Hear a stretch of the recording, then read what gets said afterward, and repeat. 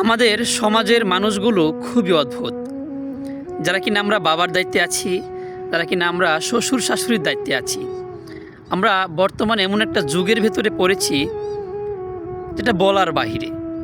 আমরা বাবারা একটা ২০ বছর থেকে ২২ বছরের ছেলের কাছ থেকে আমরা একটা ৪০ বছরের যুবকের অভিজ্ঞতা আশা করি। যারা কিনা আমরা শাশুড়ি শ্বশুর রয়েছি, আমরা একটা ১৯ বছর কিংবা ১৮ বছরের মেয়ের কাছ থেকে আমরা ৩৫ বছরের একটা মেয়ের অভিজ্ঞতা আশা করি, যেটা কখনোই সম্ভব নয়। আর এই কারণে ছোটোখাটো বিষয় নিয়ে কিন্তু আমাদের সংসারের ভিতরে ঝামেলা লেগেই থাকে।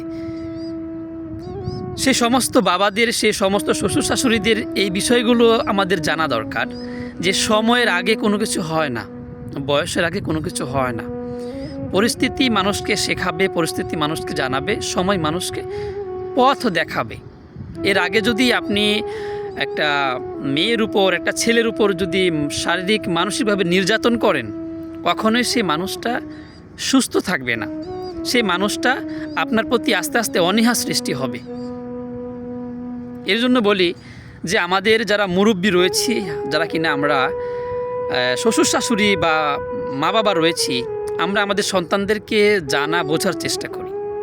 সময়ের আগে কোনো কিছু হবে না, ধৈর্য ধরতে হবে।